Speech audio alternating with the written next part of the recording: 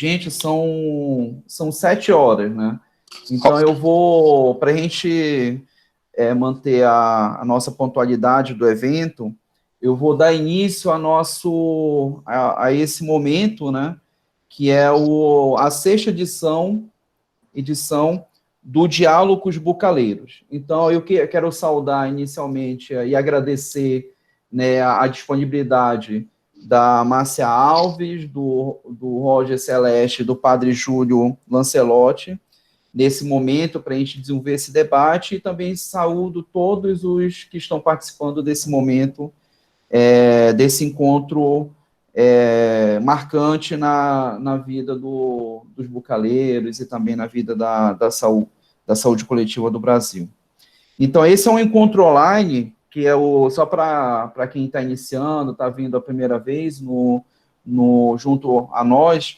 Esse é um encontro online sobre temáticas de interesses de bucaleiros, né, que todo mundo que se identifica com a saúde bucal coletiva e com a especialidade acaba se chamando carinhosamente como bucaleiro, né?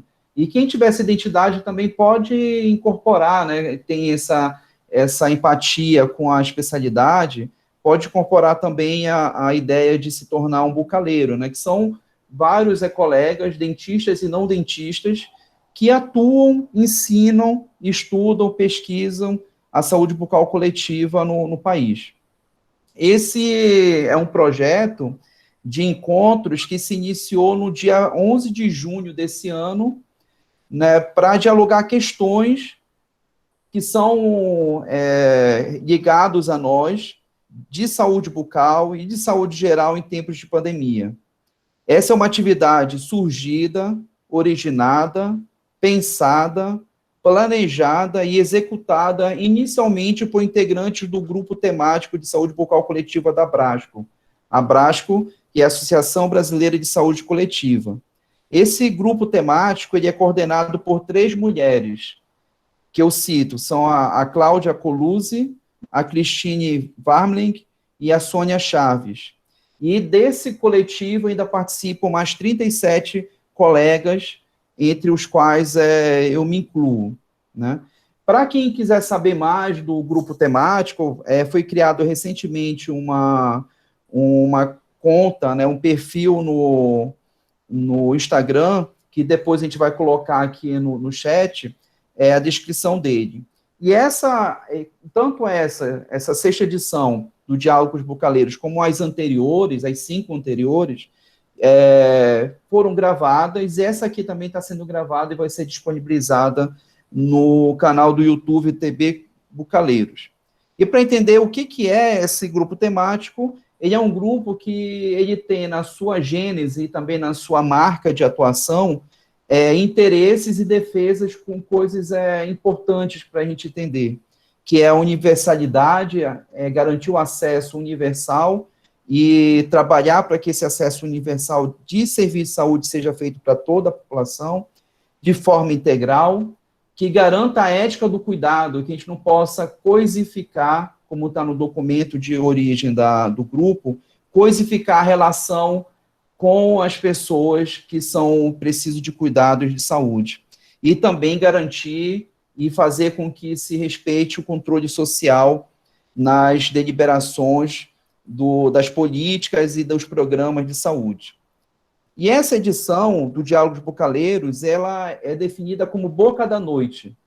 Já tivemos edições que era na hora do almoço, e agora estamos como fazendo intercalações de momentos nesse início da noite, dessa boca, para falar de quê?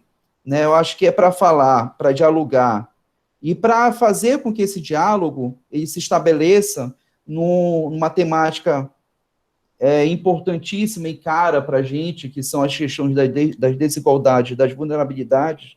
A gente tem hoje, participando com a gente, 3 pessoas que são destaques em suas missões, tanto de vida quanto de trabalho.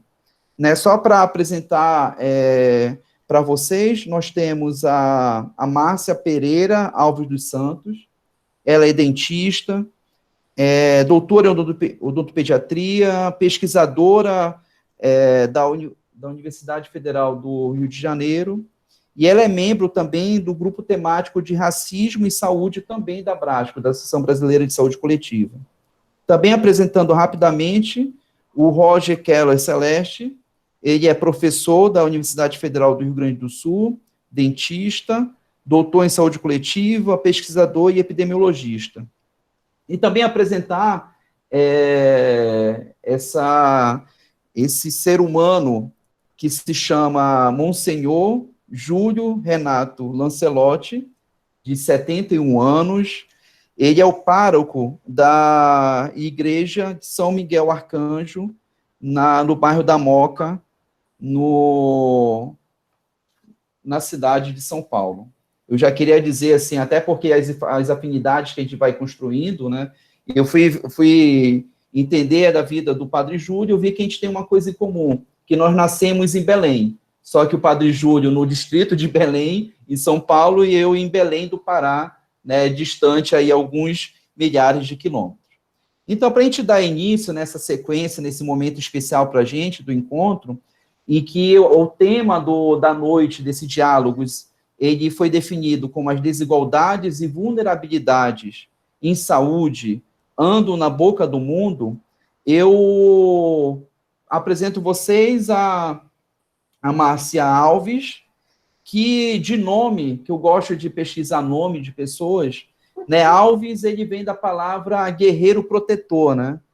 E para nos mostrar, né, o que a gente tem que combater, que males são esses das desigualdades, das vulnerabilidades que nós apresentamos, né? O Alves também é um sobrenome de um poeta histórico nosso, né, que é o Castro Alves, o poeta baiano, e que, na sua última estrofe do poema mais famoso, que é Navio Negreiro, ele exclama: Colombo, fecha a porta dos teus mares.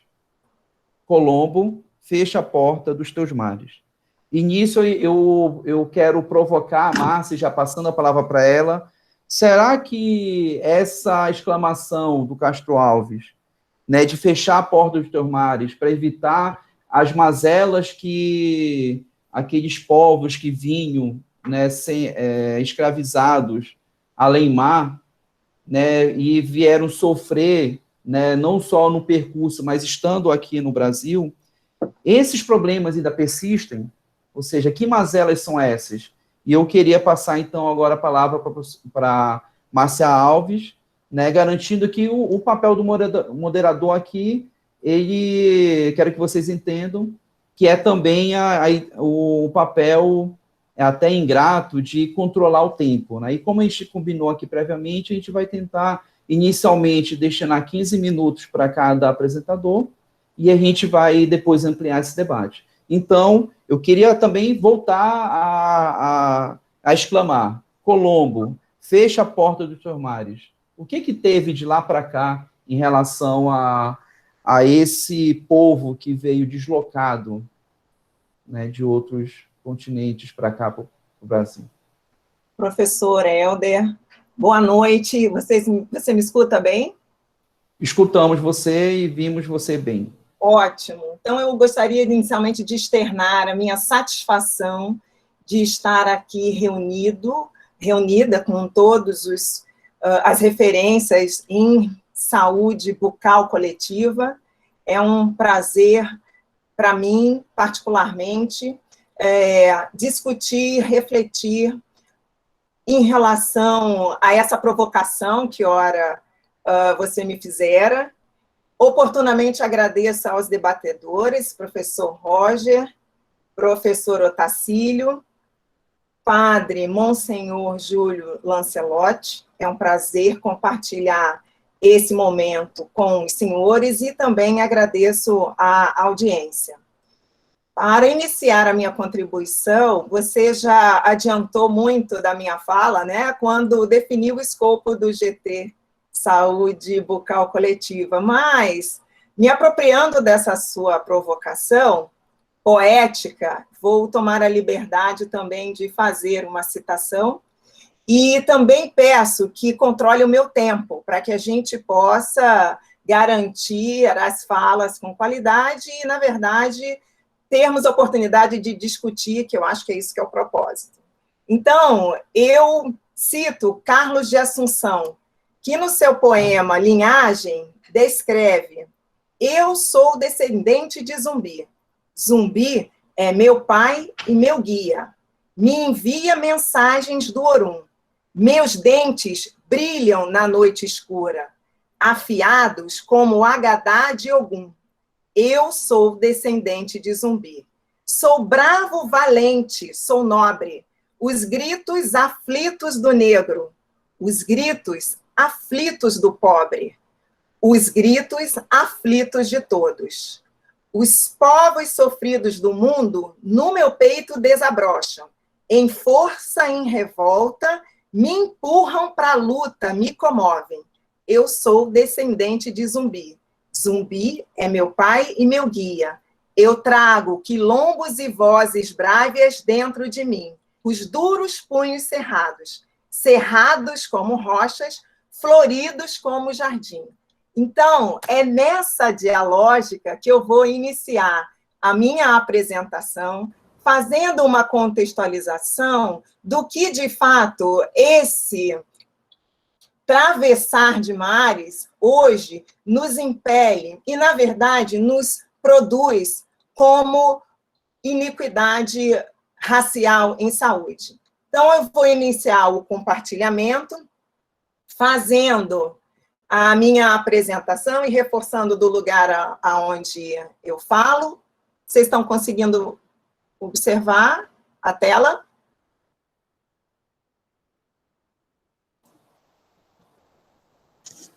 Agora sim, pode colocar no modo de apresentação. Então, na UFRJ, é o lugar da minha atuação, eu lido com a temática que tem o objetivo de preencher uma lacuna de conhecimento, que é sobre saúde bucal em doença falciforme. Não é o objeto, um recorte temático dessa nossa conversa, mas a gente vai perceber, ao final da minha explanação, que há consonância em relação aos princípios que me mobilizam para poder fazer, né, para que eu debruce sobre esse tema. Então, como foi solicitado, eu vou dividir a minha fala em 3 eixos temáticos, se eu posso me explicar assim, por mera questão pedagógica.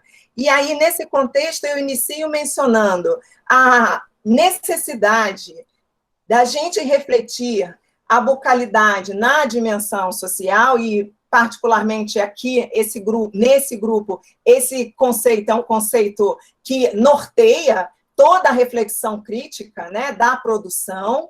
E aí, quando eu menciono o professor Carlos Bottaso. Depois, eu faço uma contextualização em relação ao racismo como um produtor, um gerador de iniquidades, e é nessa perspectiva, o racismo, ele está numa relação de violação de direitos humanos, e, finalmente, eu concluo dizendo quais são as motivações e os desafios para a saúde bucal coletiva nessa perspectiva da bucalidade. É importante destacar, então, que os preceitos, como foram anteriormente mencionados, né, giram em torno de duas grandes metas, 2 grandes objetivos, quais sejam essa necessidade de desodontologizar a saúde bucal, e isso significa dizer que eu participo de uma construção de direito à saúde, entendendo a indissociabilidade da saúde bucal, da saúde e do seu modo de vida. Então, na verdade, se eu, de alguma forma, não tenho uma dada qualidade para a saúde bucal, isso certamente vai impactar no meu modo de viver, no meu modo de adoecer e no meu modo de morrer, e isso, então, é complementado pelo outro princípio basilar dessa filosofia, como eu mencionei anteriormente, o professor Bottaso, numa publicação, ele faz essa apresentação como marca social, né? Então, a boca se apresenta como marca social, e para a gente refletir como que isso se apresenta no mundo, eu escolhi um indicador, e esse indicador, para quem não lida diretamente, né, com essa questão, ele vai medir em anos de vida perdidos ajustados por incapacidade, qual é a importância da saúde bucal nessa perspectiva como marca social. Então, eu trago dois gráficos, num primeiro momento, né? Parece que tem muita informação, mas é muito fácil de entender. Esses gráficos são gráficos do Instituto de Avaliação e Métricas em Saúde da Universidade de Washington, e ele é riquíssimo porque, se a gente observar na parte superior, ele apresenta dados globais. Então, essas informações são informações sintetizadas do mundo inteiro, e elas reportam o gênero masculino e feminino e para todas as idades. Esse componente que avalia o adoecimento e a morte nos grupos populacionais sinalizam que a saúde oral, né, que é a saúde bucal, e aí a gente observa a condição das doenças orais impactando fortemente no modo de viver quando a gente leva em consideração esse indicador. Se essa realidade ela acontece para as doenças crônicas, e é isso que mostra a nossa cor azul nesse gráfico, onde nós temos impactando fortemente na morte, mas também no adoecimento, por exemplo, os cânceres, por exemplo, as doenças muito associadas às questões que hoje nos envolvem em relação a essa pandemia, e aí eu digo a diabetes e as doenças cardíacas, tem uma importante contribuição em relação ao câncer de boca, e olha, a importância, quando a gente pensa a contribuição da saúde bucal para essa qualidade de vida, é que nesse gráfico, tanto as doenças orais quanto o câncer de boca ponderam diferentemente. E se a gente sobrepõe, ou seja, soma o número de ocorrências desses agravos, aumenta ainda mais o percentual desse impacto no modo de viver e adoecer. Além disso, a gente também observa esse desenho em vermelho, que são doenças transmissíveis, né? E ainda poderia contemplar nesse gráfico são eventos de causas externas. E aí, se o fizesse numa perspectiva global de mundo, essas informações estariam sinalizadas nesse gráfico na cor verde. O que cabe aqui destacar é que essa informação não é uma informação qualquer. Ela é uma síntese de uma série histórica que, se a gente observar aqui do lado direito, para quem olha para o monitor, ela varia de 1990 a 2017.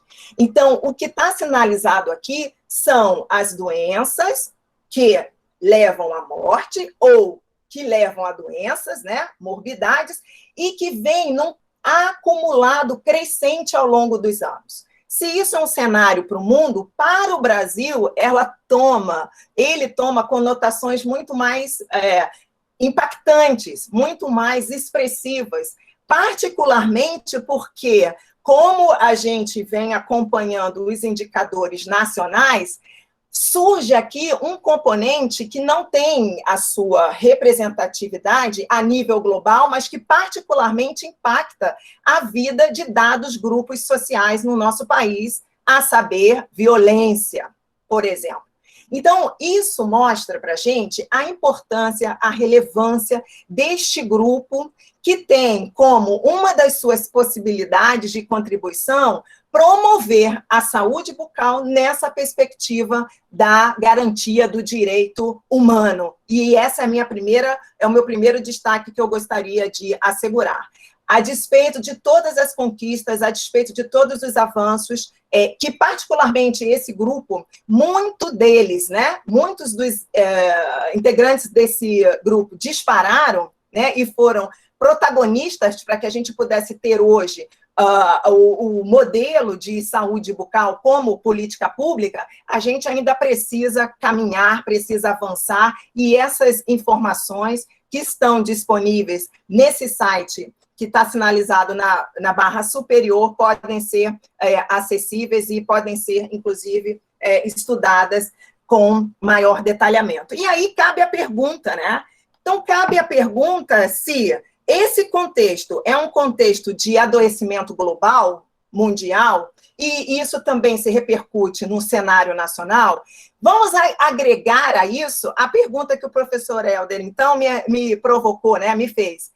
Então, para essa perspectiva da boca como marca social, para uma sociedade que é estruturada num modelo pós-colonial, em que as relações sociais ainda são sedimentadas em hierarquia, ainda são sedimentadas entre aspas, em hierarquização de relações sociais, e particularmente quando eu menciono isso, e fazendo o contraponto com o que a gente entende, né, sobre bucalidade, como é que a gente então percebe e se depara com o nosso passado, e que esse passado, quando a gente visualiza um fóssil de uma mulher escravizada que foi encontrada em cova rasa, nada diferente do que a gente hoje vivencia com a pandemia Covid, né? Ela apresentava, numa primeira análise, excelente padrão de saúde bucal. Então, aqui, nesse primeiro momento, há uma total incompatibilidade entre pensar o que a gente entende como conceito de bucalidade na garantia do direito humano, e era óbvio, essa relação era uma relação de escravização, e é óbvio que isso vai trazer repercussões no nosso cotidiano. Então, cabe a pergunta, essa bucalidade se concretiza ou não nesse contexto atual como direito humano? Então, eu vou trazer algumas contribuições. Essas contribuições, elas vão se basear em indicadores, que são indicadores que a população, de uma maneira geral, todos nós poderíamos acessar, e eu trago, então, o que hoje pode-se dizer, pode-se entender em relação a indicadores sociais para viver no Brasil, né? Então, esse relatório do IBGE, ele foi publicado no ano passado, mas ele faz uma análise de uma série histórica que consideram vários períodos, e depois esse período é compilado, e o ano base é 2018, é o que a gente chama de PNAD. Então, só para a gente trazer dois componentes importantes, e aí eu acho que definitivamente a gente demole, né, assim, coloca abaixo quaisquer possibilidades de considerar que essa desigualdade social, ela possa ser meramente explicada por uma questão de renda. Eu trago dois gráficos que mostram para a gente também numa série de 2012 a 2018 uma diferença em relação a rendimento mensal domiciliar per capita médio por raça, cor no Brasil. Então, fica muito fácil, fica extremamente fácil entender e compreender que há uma diferença, né? Então, há uma desigualdade entre brancos, pretos e opardos que caracterizam a população negra, então, como convencionado pelo IBGE e como Osório muito bem tipificou na sua publicação. Além disso, eu vou usar uma outra informação que se refere, então, ao outro extremo. Bom, se eu tenho uma população que tem um rendimento mensal domiciliar, que faz discrepância, né? É diferente entre brancos e pretos ou pardos, como é que eu também tenho a proporção de pessoas que têm ocupações informais? E aí, ocupações informais, entendendo que essas pessoas não têm quaisquer recursos de proteção social. Mais uma vez, a gente observa que há desigualdade entre homens e mulheres, né? Ainda que pouco, 0,2 de diferença, isso é percentual, mas quando a gente categoriza isso, estratifica isso por raça-cor, essa discrepância aumenta e aumenta significativamente. O que nos faz entender que há um grupo, sim, vulnerável, e esse grupo vulnerável não é qualquer grupo, é o grupo que circunscreve raça, cor, preta ou parda. Essa é a minha outra conclusão. Por isso que Lopes, Werneck e Batista, e aí o Batista é interessante a gente destacar que é o coordenador do grupo GT Racismo e Saúde, são enfáticos ao atestar. Os estudos evidenciam as desigualdades, As desigualdades são, sim, desigualdades raciais, e essas desigualdades vão impactar determinantemente na saúde dessas pessoas e, por conseguinte, é uma violação de direitos humanos se nós não tomarmos quaisquer medidas que mitiguem ou minimizem tais influências sobre o modo de nascer, crescer, desenvolver e morrer dessas pessoas. E aí, então, Jurema Werneck vem com um detalhamento em relação das multidimensionalidades desse racismo, e é muito interessante a gente discutir como que esse racismo ele se opera, ele se instrumentaliza, e ele se apresenta desde uma relação internalizada, passando por uma relação interpessoal e se constituindo, se institucionalizando no que a gente entende como racismo institucional. É bem importante relatar também que, à medida que a nossa sociedade tem uma formação de base, né, que foi patriarcal, colonialista, é óbvio que esse racismo que Silvia Almeida define como estrutural está nas entranhas das nossas relações, sejam elas políticas, econômicas, de representação de uma maneira em geral.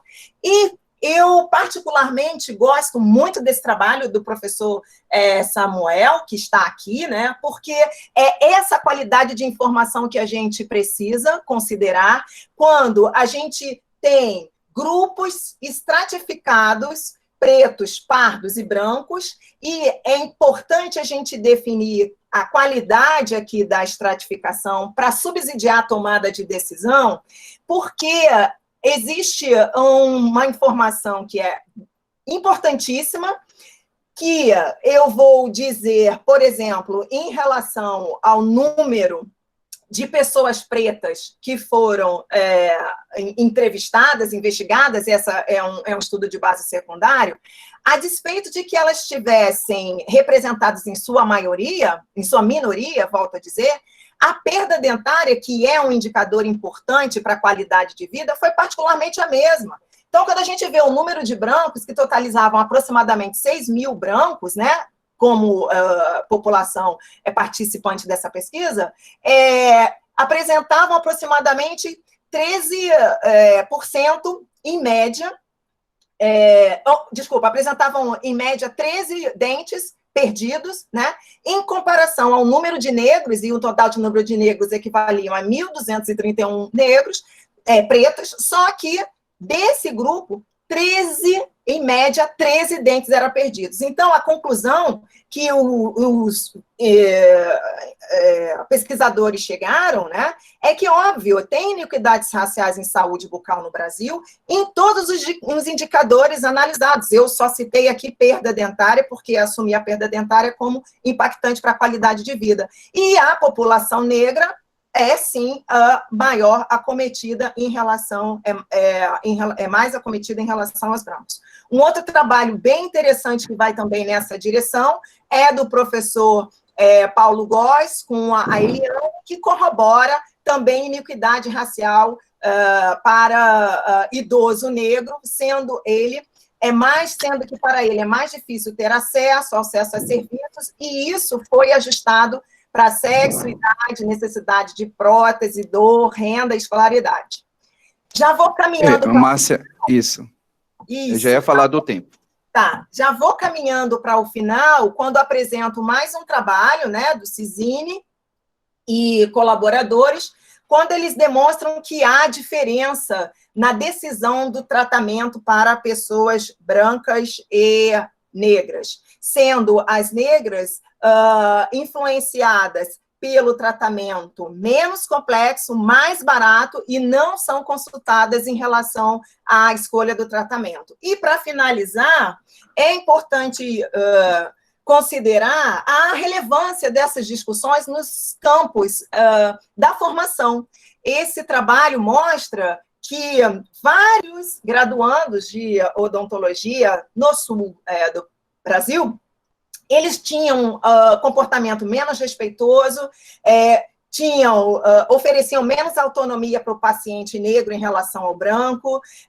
Os pacientes, eles foram mais culpabilizados quando comparados aos seus pares, e aí, portanto, fica uma provocação no sentido de que há necessidade de refletir sobre a curricularização, né, em relação à formação de profissionais de saúde nessa perspectiva étnico-racial. Então, só para compartilhar uma publicação que saiu no jornal de grande veiculação, né? Essa pessoa, ela foi tratada num consultório odontológico com essa aparência, sobre a justificativa de que precisava se proteger contra o Covid. O profissional de saúde entregou para a pessoa esses plásticos de lixo para que ela pudesse se proteger, e isso é uma violação de direito. A doença falciforme corrobora tudo o que foi falado anteriormente, e, na minha perspectiva, as motivações, então, e desafios para a saúde bucal coletiva precisa garantir, né, estabelecer um recorte analítico estratificado para todos os grupos específicos. E aqui eu mencionei a população negra, mas eu posso mencionar LGBTQI, eu posso mencionar populações quilombolas, populações ribeirinhas, ciganas, enfim. Se a gente quer trabalhar e caminhar no sentido da equidade, a gente precisa fazer valer essas representações, ainda que minoritárias. Reforço a necessidade da gente discutir esse tema na formação e na qualificação, na perspectiva de que esse corpo-objeto e objeto-corpo precisa ser desconstruído, descolonizado, né, conforme Fanon fala, e também a gente precisa se apropriar das tecnologias, particularmente pensando aí nos algoritmos que a gente está submetido cotidianamente. Só para a gente ilustrar, eu não sei se vocês já tiveram a oportunidade de fazer esse teste, que é um teste de viés implícito. É muito interessante, é da Universidade de Harvard, e ele avalia a sua percepção sobre um rol daquelas especificidades que eu citei anteriormente, e dentre elas tem raça e cor da pele. É muito interessante porque a gente acha, né, que não tem pré-conceitos, mas a gente se depara com o que nos é apresentado cotidianamente, homeopaticamente, e se depreende muitas vezes sendo racista. A gente precisa ser antirracista para que haja democracia. Muito obrigada e desculpa pelo avanço do tempo. Ok, Márcia, obrigado. Só pedir para você encerrar a apresentação, enquanto a gente já prepara, começa a fala do Roger, eu quero apresentá-lo, né? Eu já quero também fazer a provocação, já começando a fazer provocação para o Padre Júlio, né? Quando a gente vê o nome de guerreira, né? Até não só o Alves, mas como Márcia também vem de Marte, né? Que significa guerreiro também, ou seja, talvez essa é um nome forte, né? Não só nome, sobrenome forte que a Márcia traz, mas vem também o Roger, que é celeste, que vem do céu, e no nome dele, Roger, ele significa lança da glória, né? Ou seja, quem é um guerreiro que vem do céu com sua lança para combater os males, né? do espírito, os males dos homens? Né? E não é por coincidência que o Padre Júlio, depois da fala do Roger, essa provocação, que talvez não tenha coincidência de onde ele atua. Qual é o nome da paróquia dele? Né? O que São Miguel nessa representação que a Márcia e o Roger nos traz? Né? E aí, já para deixar essa ideia do que é o São Miguel nesse combate de males, e depois vou fazer uma provocação específica para o Padre Júlio, eu passo a palavra para o Roger, né, que é o homem da lança que vem do céu. O que você traz, né, aqui na Terra para que a gente possa combater? Bom, inicialmente, muito obrigado, Helder, pela apresentação. Eu acho que nem eu tinha me dado conta que Roger era um nome assim tão vamos dizer assim, honroso, né? De trazer a lança, etc. Enfim, Fico bastante honrado aqui, eu vou dizer que eu fico até com um frio na barriga, porque eu olhei a audiência aqui, altissimamente qualificada, né? E às vezes eu fico pensando, mas não vou contar nenhuma novidade aqui, até pelo contrário, quem já me conhece vai achar que isso aqui é um replay de apresentações anteriores, mas apesar disso, né, eu acho que tem coisas que a gente precisa dizer de novo, porque as pessoas às vezes não captam a ideia, né? E em 15 minutos eu vou tentar apresentar alguns argumentos, muitos também alinhados com o que a Márcia trouxe. E quem me conhece, por exemplo, já conhece esse slide aqui, né? Quando a gente fala de determinantes sociais, né, de saúde, né? E ele é interessante, eu gosto dele, porque ele representa uma coisa extremamente simbólica, né? As pessoas ricas, elas não gostam de mostrar a sua riqueza e a sua ostentação só em vida. Elas têm que ostentar para o resto da vida pós-mortem. Então, isso aqui é um cemitério do século XIX, da Escócia, em Glasgow. E, óbvio, naquela época, as pessoas, né, Escócia não era um país necessariamente rico, né, mas tinha pessoas ricas, e a riqueza era deixar uma obra bem grande. Não só uma obra grande, mas comprar, talvez, mármore Carrara da Grécia, né. E aí o que o professor George Davis Smith fez foi um negócio super simples. Ele mediu a altura dessas lápides que vocês estão vendo aí, e contou a distância entre os dois números que estão na base da lápide, que é a data de nascimento e a data do óbito. Quanto mais longe as duas datas estavam, maior era a lápide. Então a gente pode facilmente concluir que, quanto mais rico o cara era, mais tempo de vida ele teve, né? O que talvez seja interessante é que isso aqui é um cemitério de rico. Nenhum escocês pobre ia para cá. Era enterrado, talvez, com uma lápide de madeira que se perdia ao longo do tempo, né? Planta uma grama. Então, o que a gente está falando aqui é a diferença entre, talvez, sei lá, entendeu? Entre a Madonna e o Bill Gates, né? Quem é que é o mais rico dos dois vai viver mais tempo. Isso mostra que existe todo um gradiente social. Só que nessa época, se a gente for pensar, por mais rico que essas pessoas fossem, elas nunca iam comprar um helicóptero, um jatinho particular. Hoje em dia, né, um cantor sertanejo de sucesso compra o seu jatinho. Esses caras aqui, muito mais ricos, não iam conseguir comprar. O que, mais do que o dinheiro, o que garantiu para eles essa longevidade foi a estrutura de poder. Muitas dessas pessoas nobres aí, eles tinham era poder mais do que dinheiro. Até porque, né, ter ouro, a pessoa não faz nada com o ouro, senão trocar isso, né, por alguma coisa. Então, as estruturas de poder que a gente tem na sociedade, elas são extremamente desequilibradas, elas são mantidas de forma desequilibradas, onde grupos minoritários, né, tendem a mandar nos demais grupos, né, que podem também ser minoritários ou não, né. E a manutenção dessa estrutura de poder, ela é opressora. E a gente vive um momento no Brasil onde a gente facilmente observa que a gente tem ali uma elite que resolveu usar o seu poder, não é só o poder econômico, né, mas o seu poder político, a sua voz, que é ouvida em alguns grupos, né, em favor de si próprio e necessariamente contra outros. Isso é algo talvez interessante, porque no próximo... Bom, vou ir e vir.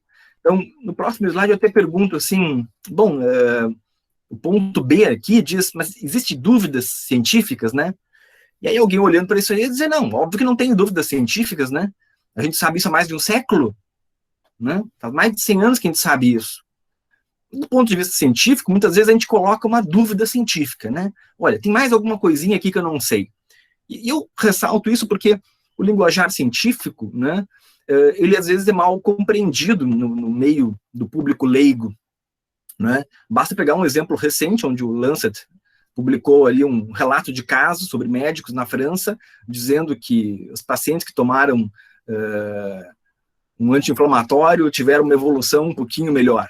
Bom, bastou um relato de caso publicado no Lancet, que é uma hipótese científica, na melhor interpretação, que necessita talvez uma investigação futura, ela virou para alguns uma evidência científica suficiente para virar política de saúde pública. O que vale para cloroquina, o que vale para a ivermectina, né? Então, muitas vezes há uma distorção. Aquilo que é dúvida se implementa politicamente, e aqui a gente vê situações do oposto, onde a gente não tem dúvida sobre uma série de situações, e elas não viram, né? Parece que não é suficiente essa informação toda para que a gente faça políticas, né, públicas e de saúde pública que possam melhorar a saúde de todos e reduzir as desigualdades, né? Bom, mas desigualdades sempre vai ter, né? Ninguém é igual a ninguém. Algumas desigualdades até podem ser consideradas até justas, né? Afinal de contas, alguém acha injusto que um cara que fuma tem mais câncer de pulmão do que o cara que não fuma, né? Mas, enfim, tem sim uma série de diferenças que a gente não considera justas. E aí a gente entra, no que a Márcia estava colocando, né, também, nas diferenças étnico-raciais, nas diferenças por classe e posição econômica, diferenças por origem de país, diferenças por religião, né? Porque moradores, grupos vulneráveis, eu rapidamente coloquei aqui, população de rua, pessoas com deficiência, ou pessoas com necessidades especiais, ou outros atributos. Então tem uma série de grupos que têm pior saúde, e incluindo pior saúde bucal. Isso a gente já sabe. E não é isso a novidade científica, né? Até do ponto de vista racial é interessante porque a gente nos suscita o ponto D, a questão da interseccionalidade dessas dimensões que eu acabei de mostrar. A interseccionalidade diz que essas dimensões, elas não deveriam ser estudadas de forma separadas, apesar de que a gente tende a fazer isso comumente, né, a gente isola, né, por métodos estatísticos de regressão, porque essa interseccionalidade significa que as intersecções se comportam de forma diferente, né, e elas estão interrelacionadas. Muitas das diferenças raciais são vistas como diferenças socioeconômicas. Talvez a gente pudesse concordar que, em parte, sim, mas a gente não pode esquecer que muitas das diferenças de renda ocorrem por racismo estrutural, para não dizer racismo interpessoal. Quando a pessoa, né, tem equivalência, né, de qualificações e, eventualmente, não ganha um bom emprego porque ela é negra, né? Esse é um caso no Brasil, mas se a gente for ver exemplos em outros países, né, basta ter um nome muçulmano, né, se não for um nome escandinavo, a pessoa já vai para baixo da fila só pelo nome. Então, a gente tem uma série de inter-relações. Muito das desigualdades de renda são frutos de racismo, muito das diferenças, né, entre gênero também, de homens e mulheres, se dá por uma série de questões de assédio e discriminação por gênero, entre outras questões. Então, eu não vou me aprofundar muito, mas eu acho que é importante a gente começar a pensar mais nas questões da interseccionalidade entre essas várias dimensões, até para que a gente não comece a cair, talvez, naquele negócio de dizer, não, é mais importante olhar para a desigualdade no campo X ou no campo Y, quando, na verdade, elas têm uma inter-relação entre elas. Né? E nisso eu vou para o meu gancho, até não está sendo nem um pouco linear, né? Continuando, mas indo para o ponto A, né? O que seriam essas DDS, né, os determinantes sociais de saúde? Eu, como epidemiologista, a gente acaba dizendo que isso é epidemiologia social, mas a verdade é que determinantes sociais de saúde é uma área extremamente grande que se consolida cada vez mais e ela é, por natureza, interdisciplinar. Né? Ele é um campo não só interdisciplinar, mas talvez eu arrisque dizer muito dentro da área das ciências sociais, mais do que na área da saúde. Né? Mas é importante dizer, e eu esses dias frisei, não é porque alguém colocou a variável sexo no seu modelo de regressão que ela fez um estudo de gênero. Não é porque ela botou ali uma variável raça, né, que ela faz um estudo sobre desigualdades raciais. Não é porque ela botou a variável renda que ela tem um estudo sobre desigualdade econômica. Né? Então, a área de determinantes sociais, ela requer ela demanda uma forte base teórica para que a gente não possa equivocadamente interpretar os resultados daquilo que a gente enxerga. E muitas vezes o que a gente acaba fazendo bom, vamos pegar aqui a associação entre variável x e y, controla por várias outras nos nossos modelos de regressão, e aí a gente pode fazer uma interpretação como se as demais variáveis no modelo não interferissem e não tivessem modificando o contexto da associação principal que a gente quer estudar, né? Essa não é a ideia, né, de trabalhar com determinantes sociais em saúde, é a gente fazer interpretações com base teórica, e a teoria da área social, mas ao mesmo tempo usando essa teoria para contextualizar. Eu fico sempre preocupado quando alguém começa a falar de desigualdades raciais sem ter uma base teórica, porque a pessoa corre o risco daqui a pouco de, eu vou dizer, sem intenção, mas muitas eu acredito que fazem intencionalmente, acabam concluindo que isso pode ser diferenças genéticas. Esses dias mesmo, estava lendo um estudo e estavam comparando diferença de dente e mandíbula, estamos falando em 2020, em diferentes raças de chineses, né, e concluíram que existiam diferenças raciais que poderiam ser talvez genéticas, que não parece ter fundamento nenhum, porque o próprio conceito racial, desde o século XVI, quando foi criado, ele foi criado como uma forma de definir campos de poder, onde quem pode ter e quem não pode ter poder. E a gente retoma as questões, né, que eu iniciei falando sobre a estrutura de poder, né? Então, aí a gente traz uma coisa que a gente fala pouco na odonto, até é falado mais na odonto, mas ainda assim também é falado pouco, que são as questões de discriminação e racismo estrutural. Né? Tem um artigo da Nancy Krieger, super popular, eu adoro ela falando, e eu lembrei que a escala de discriminação implícita, que a Márcia colocou, era da Nancy Krieger, né? Onde ela fala, olha, as questões estruturais, elas estão nas políticas públicas, seja por ação ou por inércia, né? A inércia de efeitos colaterais de políticas com boas intenções, mas que acaba aumentando as desigualdades sociais. A gente tem, de certa forma, muitos que conhecem, né, essa ideia do Fallon e Link de classe social como uma, né, causa fundamental de doença. Então, e aí, não vou entrar em detalhes aqui, mas o fundamental cause of disease. Isso tem sido um mantra bastante grande. Agora, talvez não seja tão comum as pessoas se darem conta que, recentemente, 5 anos atrás, esses mesmos autores fizeram um novo desafio. Racismo, né, para explicar diferenças raciais, mas eu até posso expandir para outros campos, né, também de discriminação, o racismo como uma causa fundamental das desigualdades. Para a gente começar a conversar mais nas questões estruturais, né, que permeiam toda a sociedade.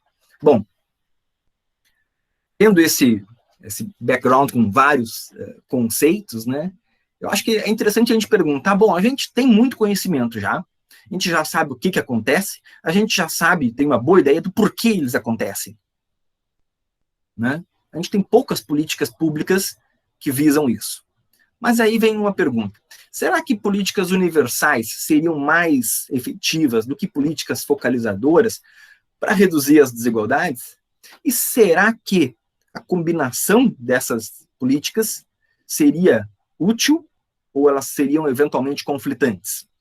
E eu coloco essa pergunta, eu vou colocar uma consideração aqui, porque eu fico com medo de duas coisas hoje em dia. É a tentativa de colocar políticas universais e políticas focalizadoras como antagônicas, e como uma opção ou outra opção. Isso eu acho que é muito ruim, né? O nosso SUS, ele é universal, né? E ao mesmo tempo tem que reduzir as desigualdades. Tem que fazer as duas coisas, né? Mas a troco de equidade, né, eu diria muitos da direita, né, usam essa ideia do, não, vamos fazer equidade no SUS, então agora vamos fazer um SUS só para o pobre e só para o negro, e o rico não precisa mais. A gente acaba com a universalidade. Isso é uma política de direita, que está muito implícita na ideia de Estado mínimo, onde o Estado prover o mínimo possível. Isso eu falo de um Estado de direita. Um Estado de extrema direita que a gente tem hoje em dia não provê quase nenhuma. Né? Cada um por si, Deus por todos. Essa é a ideia. É não ter nada, é não ter SUS, não ter escola para nada, para ninguém, é cada um por si. Né? Então, a gente não está nem falando aqui de políticas mínimas de welfare. Né? A gente tem aqui uma situação política no país, acho que assim, ultrapassa qualquer coisa, né? É insano, basicamente. Mas vou trazer rapidamente um artigo que também conhecido, bastante conhecido, não é de odonto, não tem saúde bucal, acho que em saúde bucal a gente não está nem na adolescência, a gente não está nem na infância, talvez a gente mal está na barriga ainda, gestacionando algumas políticas capazes de reduzir as desigualdades em saúde bucal. Mas Lorek Pettigrew, né, eles têm uma rápida revisão, conclusão básica deles é que existe pouca evidência. Né? A gente sabe muito, mas a gente não sabe qual é a intervenção que funciona. Né? Das intervenções que podem reduzir, eles concluem que aquelas de base populacional, aquelas upstream, seriam mais capazes de melhorar a saúde e reduzir desigualdades. Porque elas necessitam, elas ensejam, né, não só o fato de ser políticas universais, mas elas deveriam atacar a causa do problema, que são os problemas de políticas estruturais que a gente tem na sociedade. A gente tem que, eu até faço um desafio interessante, né? Se a gente disser o seguinte, olha, não precisamos mais de cota na universidade, todo mundo que sai de segundo grau entra. E aí? Não, será que não é um direito das pessoas irem para a universidade? Ou a gente tem que começar ainda, ou tem que continuar escolhendo quem tem direito ou quem não tem direito a curso superior? Né? E eu tenho alguns colegas aqui na minha universidade que acham que ensino superior não deveria ser um direito das pessoas. Né? Algumas talvez não merecem, né, fazer um curso superior. Mas se a gente pensar, olha, a gente tem que abrir vaga para todos, e essa vaga provavelmente não vai vir no setor privado. Né?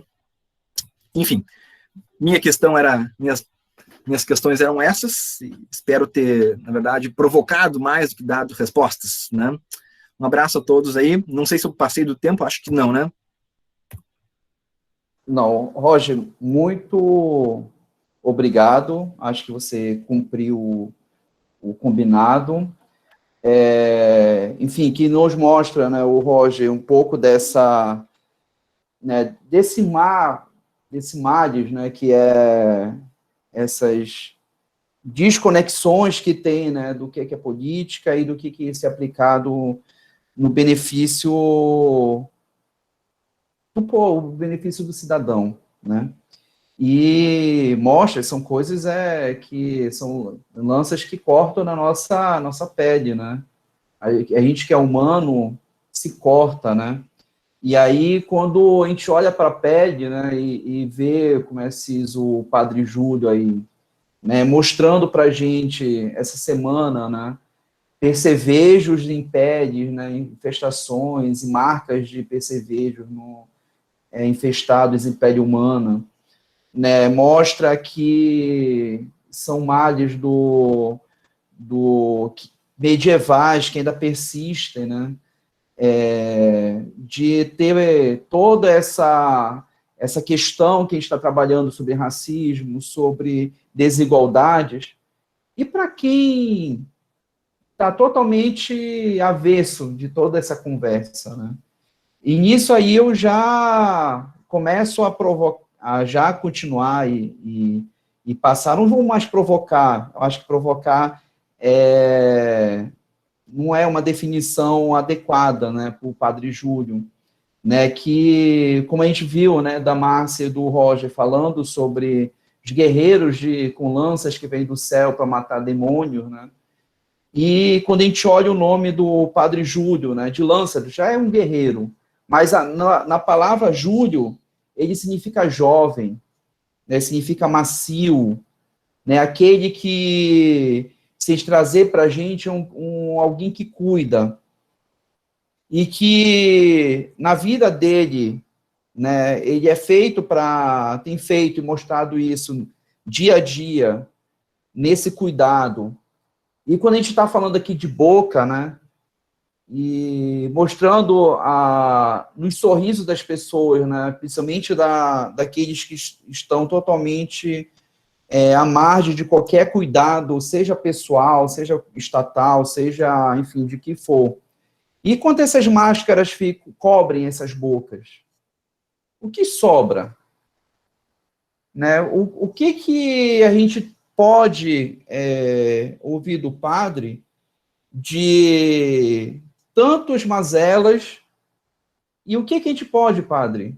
Comece olhando para todo mundo aqui que tem uma estrutura de formação, tem um entendimento do que é teoria, mas o que é isso, esse cuidado na prática? O que a gente precisa aprender contigo, com o senhor, padre?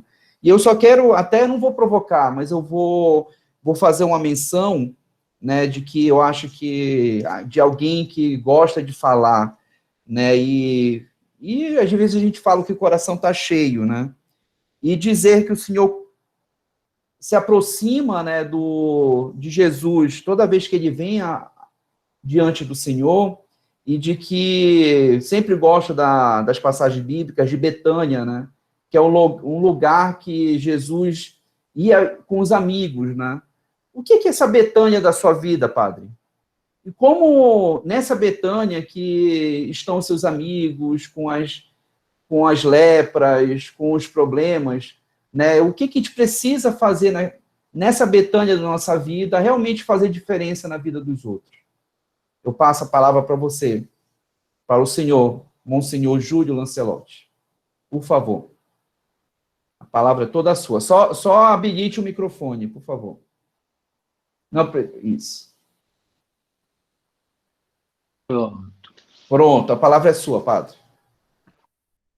Boa noite, obrigado por estarmos nesse momento.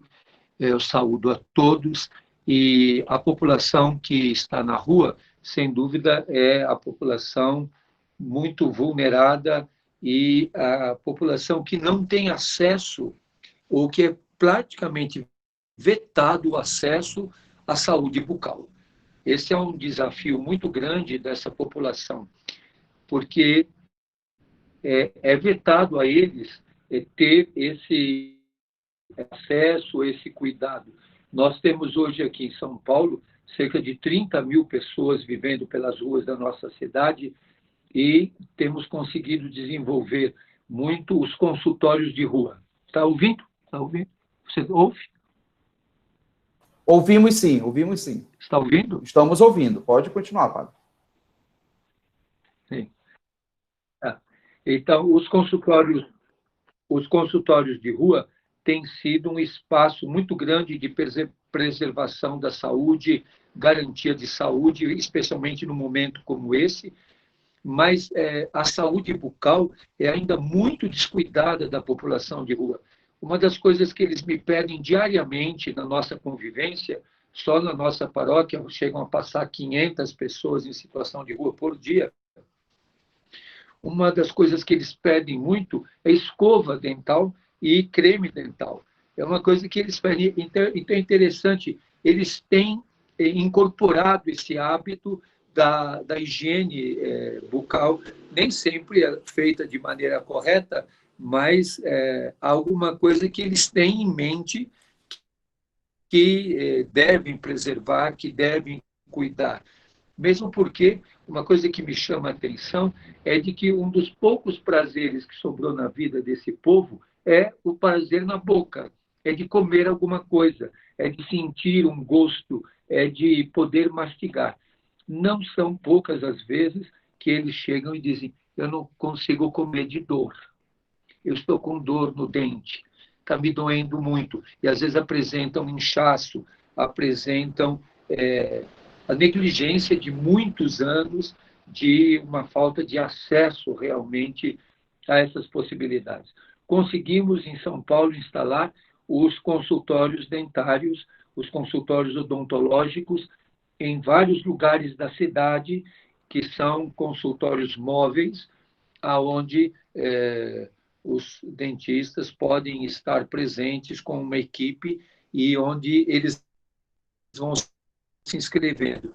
Mas o estado da saúde bucal é prejudicado, que leva muito tempo num tratamento, numa terapia. Então, é uma fila que anda com muita dificuldade. Sempre é bastante demorado. E que não tem determinadas possibilidades, como aqueles que estão sem dentes. É bastante difícil conseguir, hoje, a técnica do implante, ou ainda alguns que usam prótese. Estou dizendo tudo isso na linguagem que a gente fala normalmente, que não é a linguagem técnica que vocês usam. Mas há uma dificuldade que prejudica depois a mastigação, que prejudica a deglutir, que prejudica a saúde como um todo dessa população. Então, são situações muito de penalização do pobre. Quando é que o povo mais pobre pode ter acesso a profissionais de saúde bucal? É raro, é raro. E é comum que eles tenham sofrimento, que eles escondam a boca, porque os dentes estão bastante deteriorados, né? Existem muitas questões que são emergentes. No momento como esse da pandemia, o urgente, e tem sido a nossa prática diária, a prevenção. Instalamos, inclusive, em vários lugares, lavatórios para que eles possam lavar as mãos. Hoje, um que dormiu na rua muitos dias me disse: padre, eu não vou só lavar as mãos, eu tenho que lavar os pés também, porque eu não consegui acesso a tomar banho, a poder trocar de roupa. Então, são situações muito desafiadoras que esses irmãos vivem, numa situação de abandono. Eu encontro pessoas que dormem no cemitério, que dormem nas calçadas, e muitos que estão nos chamados, entre aspas, centros de acolhida, mantidos pela prefeitura. Como você lembrou, e esses dias temos enfrentado isso com muita força, que estão infestados de muquiranas, que dormem em camas e alojamentos cheios de percevejos.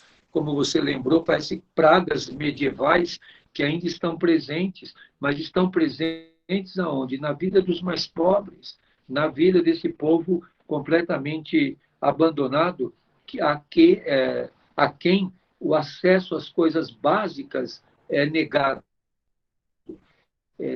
Temos sempre garantido para eles acesso à água potável. Então, parece estranho que em 2020, numa cidade como São Paulo, que é uma das maiores cidades, a maior cidade da América do Sul, e uma das maiores cidades do mundo, e de uma altíssima concentração de riqueza, hajam pessoas que não têm acesso à água potável, que não conseguem usar uma roupa que não é usada, que não conseguem ter acesso a produtos de higiene pessoal, que nem sempre conseguem ter uma escova de dentes, um creme dental, um sabão para lavar as mãos, um desinfetante. Nós entregamos todos os dias para eles máscaras, entregamos e ajudamos a fazer a higiene das mãos com álcool em gel, mas nós fazemos naquele momento que eles estão conosco e o dia todo. Como é que eles vão conseguir social? Como é que vão manter estando pela vida? Ontem, um médico com quem eu conversei estava me dizendo que essa alimentação que partilhamos diariamente é uma forma de manter que eles estejam, para terem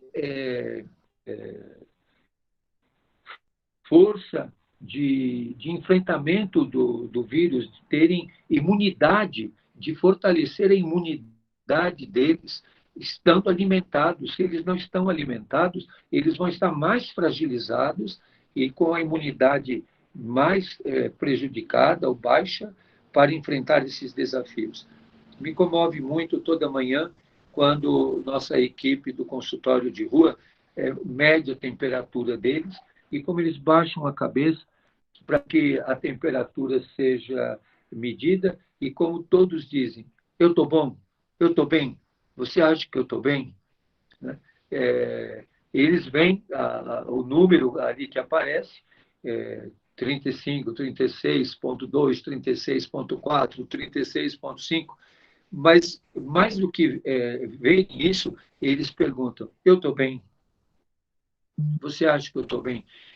Então, são coisas que chamam muito a nossa atenção, a essa necessidade contínua, permanente, sistemática, acessível, para que as pessoas possam ter o seu corpo cuidado. Ter o corpo cuidado é ter a existência cuidada.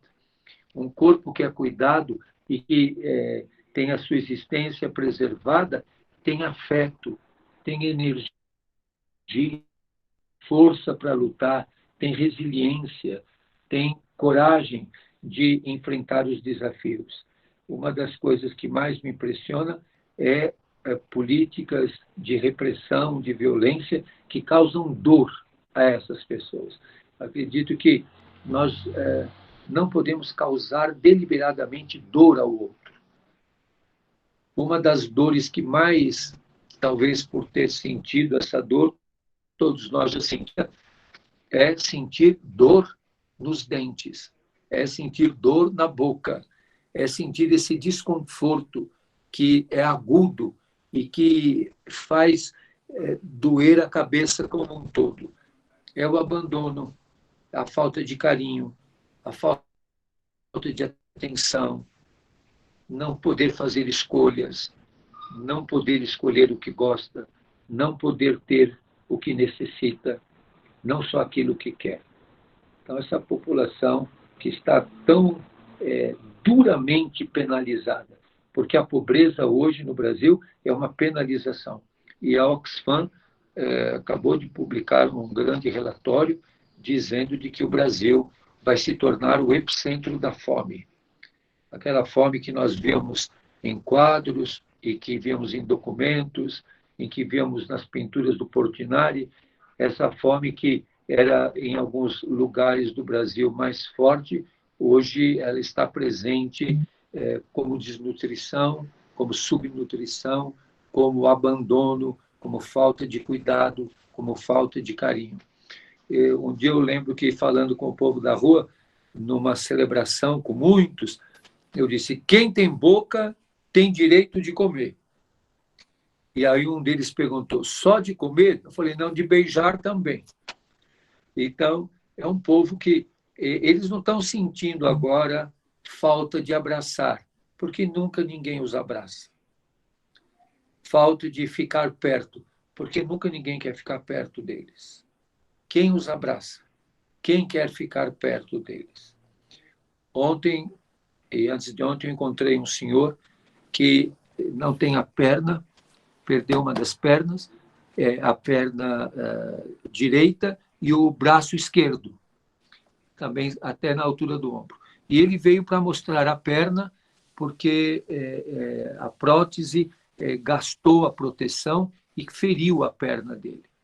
Então ele veio pedir, ele estava começando a ter uma hipotermia, nós tivemos que aquecê-lo bastante e partilhar com ele coisas mais aquecidas para comer. E vimos a perna ferida, a perna amputada, e faltava a proteção. Conseguimos a proteção para ele poder pôr a prótese, e hoje ele veio feliz com a prótese, caminhando, não mais com as muletas, agasalhado, me agradecer. Que estava com a prótese, que tinha cuidado. E aí ele disse, eu sou eletricista, eu perdi a perna e o braço num acidente de trabalho, numa descarga elétrica de 13 mil volts. Ele mostrou a marca que tem no tórax, na barriga, e perdeu um braço e perdeu o braço, a perna. E ele me disse, mas se o senhor alguma coisa de eletricidade, eu ainda trabalho, eu ainda consigo fazer. Mas me comoveu demais quando eu disse, todos esses dias eu tenho estado com você, você não me falou teu nome. Porque a gente não fica fazendo ficha de identificação para saber isso, saber aquilo. Nós olhamos a perna dele, a dor dele, a necessidade da prótese. E aí eu perguntei, qual que é o teu nome?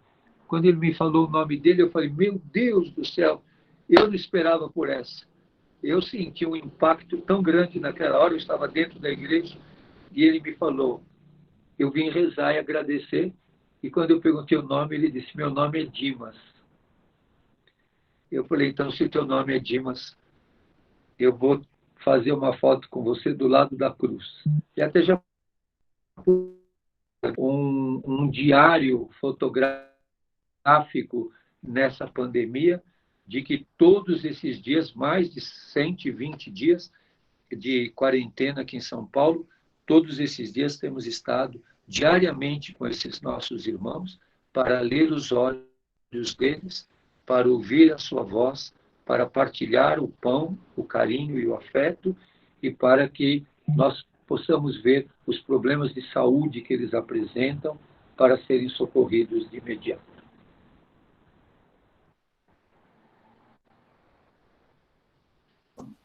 Padre Júlio,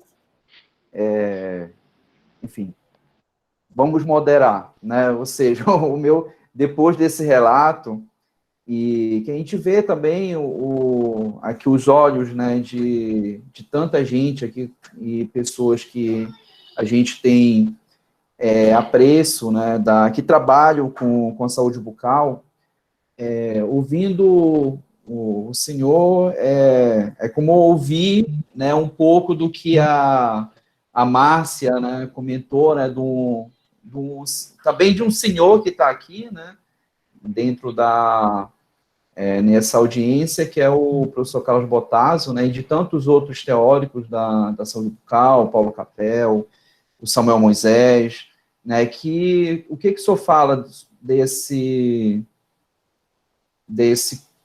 enfim, dessa necessidade humana que é a boca, que é ter o prazer do alimento, ter o prazer o senhor bem falou vou anotar isso aqui para a gente discutir, né? Quem tem boca tem direito de comer, o senhor falou também tem direito de beijar, né? Ou seja, de ter ter também o senhor provocar isso e dar essa visão, né, para todos, né, que a partir da boca que se fala, a partir da boca que se sente, a partir da boca que se alimenta, a partir da boca que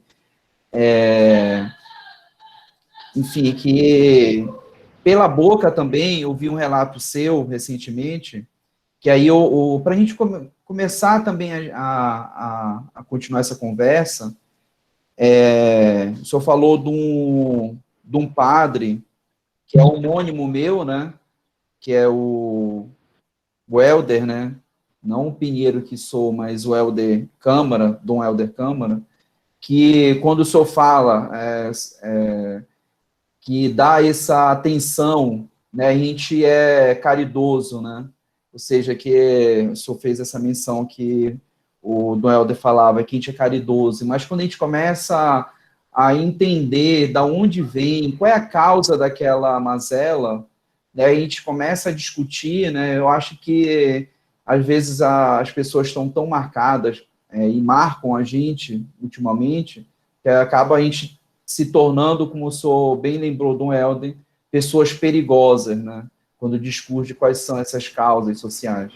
E aí, para tentar, aprofundar um pouco disso, né, eu pergunto para a Márcia, né, vale a pena a gente se tornar perigoso, né, para a gente falar sobre essas mazelas, para a gente falar sobre racismo, para a gente falar sobre pobreza, para a gente falar sobre essas vulnerabilidades, né, o que você tem a complementar isso para a gente, que você falou bem rápido das doenças falciformes, das pessoas que geneticamente acabam nascendo com aquela marca, e por causa dessa marca acaba, às vezes, já nascendo com com essa mazela, né? O que você pode aprofundar mais para a gente em relação a isso? Helder, sobre qual perspectiva você conceitua perigoso? Se for numa perspectiva de ser contra-hegemônico, tá maravilha, tá valendo a pena. Se a gente reflete inicialmente nessa questão da raça como uma estratégia para caracterizar a supremacia racial de um grupo sobre o outro, a gente parte de um entendimento que há uma estratégia de poder, conforme o Roger mencionou, mas não é só de poder, porque a gente percebe que há arranjos de poder diferentes, e ele mencionou um dado país, e aquela estrutura de poder que foi, né, muito defensora dessa questão que a gente precisa rechaçar fortemente, né, de uma supremacia, e aí, obviamente, essa questão genética definitivamente precisa ser abolida dos nossos pensamentos, a despeito de que nós sabemos que essa questão genética é uma combinação de bases nitrogenadas e, portanto, cada um tem a sua, mas não é nessa perspectiva que a gente discute racismo, né? O racismo a gente discute como relações sociais, relações estruturadas no modelo econômico que objetificou um dado corpo, como o Mambembe fala, né? O corpo-objeto e o objeto-corpo, como muito calorosamente o Monsenhor Júlio citou, isso está representado nessas pessoas em situação de rua, a saber. Então, o quão perigoso seja se postar contra isso, e isso, no meu entendimento, significa exercitar o antirracismo, para além de um p-valor estatístico, até porque nós sabemos que existem, para um p-valor estatístico, um outro rol de evidência estatística que pode ser muito bem ponderada com variáveis que são fatores, num primeiro momento de análise de confundimento, e depois podem ser fatores explicativos se a gente sabe manipular muito bem as bases de dados, conforme também o professor Roger mencionou.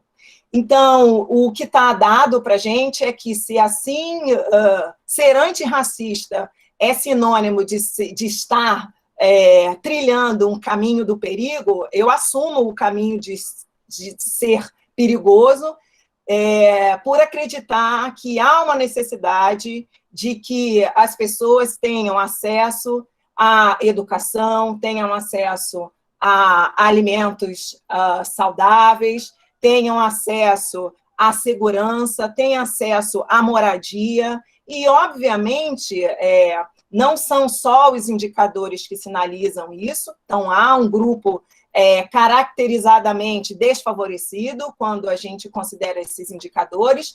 E uma outra questão que a gente também precisa refletir é que não é só pelo fato de não existir evidências, né, ainda, que essas questões elas ainda existem, pelo contrário, muitas vezes essas evidências corroboram esse racismo estrutural, esse racismo institucional, porque vinculam a essa falta de evidência exatamente a desimportância. Então, é toda uma questão de que o que está dado como percepção, que valora, inclusive, esse campo como interessante para que a gente possa produzir conhecimento, produzir respostas, né, para essas nossas indagações. E a doença falciforme, ela corrobora isso. Então, ela sobreacumula, né, uma patologia genética que majoritariamente acomete a população negra, e sobre ela recai todo esse discurso ou essa fala que eu apresentei anteriormente. Então, são pessoas que majoritariamente vivem em situação de restrição e ou privação, sobre quem recaem todos aqueles indicadores de adoecimento muito tangenciados pelo modo de vida, pelo comportamento, e eu posso citar alguns trabalhos aqui, por exemplo, que sinalizam um tempo de espera na emergência aumentado em relação às outras demandas também de necessidades em emergência, o manejo da dor, porque a doença ela é marcadamente caracterizada por crises álgicas e com algoritmos muito bem definidos para a dor, e as pessoas chegam nas unidades hospitalares e sequer são escutadas. É muito que, mais uma vez, referencio a fala do Monsenhor Júlio, porque são pessoas, e aí eu gostaria também que a gente pudesse refletir dessa adaptação do termo invisibilizadas. Elas não são invisibilizadas, partindo do princípio que invisível é aquilo que a gente não consegue ver, mas elas são negligenciadas, porque, a despeito de todo esse rol de privação, de restrição, de comprometimento em relação ao seu modo de viver transversalizado para a saúde, elas não têm impacto nenhum nesses tomadores de decisão. E aí é muito interessante quando o Roger, né, faz a reflexão de que, na verdade, a gente pode, ao invés de lançar estratégias de focalização, pensar em estratégia de universalização. Essa é a utopia mesmo, né? Mas quando a gente percebe que há um acesso diferenciado entre grupos, e aí vale também destacar que dentro do grupo da população negra, não há uma homogeneidade, né? Então, eu posso dizer que essas pessoas às quais o Monsenhor lida, são, nesse grupo de vulnerabilidade, no meu entendimento, as mais vulneráveis. E aí a gente ouviu um depoimento emocionante que ratifica isso. Então, se objetivamente trilhar um caminho perigoso significa ser antirracista, eu acredito que todos aqui nesse espaço deveriam assumir essa postura. Falando por mim, esse é o que me move cotidianamente e que faz pensar e refletir e estar aqui compartilhando esse meu pensamento com todos. Márcia, enfim, dessa fala, né, de invisíveis não, né, negligenciados, e que a gente percebe na vida, né, do cidadão brasileiro, né, tantas negligências, né, de se ter como alguns avanços que a gente teve na sociedade brasileira de ainda diminuído, né, em todas as questões sociais, né, desde os últimos 50 anos, um aumento proporcional de renda, diminuição das taxas de analfabetismo, de questões de, até falando de saúde bucal, uma redução, né, de pessoas idosas desdentadas. A gente está passando por um avanço, né, que ainda, apesar desses avanços, né, persistem, né, muitas mazelas e acumuladas, né? E quando a gente percebe esse avanço, né, das questões sociais, e que muito é devido ao avanço da economia no Brasil, mas a gente vê muitas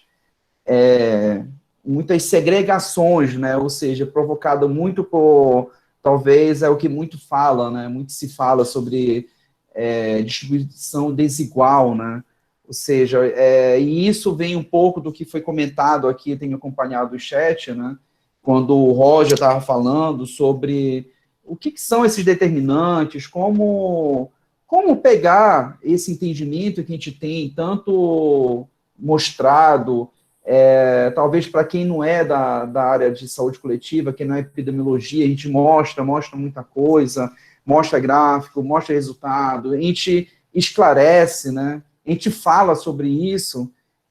O que precisa, aí eu passo a palavra para o Roger, utilizar todo esse conceito que a gente, para a gente que é dentro da ciência, né, da saúde coletiva, entende por determinantes sociais, né, em saúde, né, esse modelo de explicação, mas para quem é aquele que tem baixa escolaridade, quem é aquele que, às vezes, tem uma oportunidades, né, desiguais, a gente pode, enquanto cidadão, né, fazer de forma, no teu entendimento como cientista, como dentista, a gente pode tentar fazer, né? E dentro desse cenário que a gente encontra o Brasil hoje, né?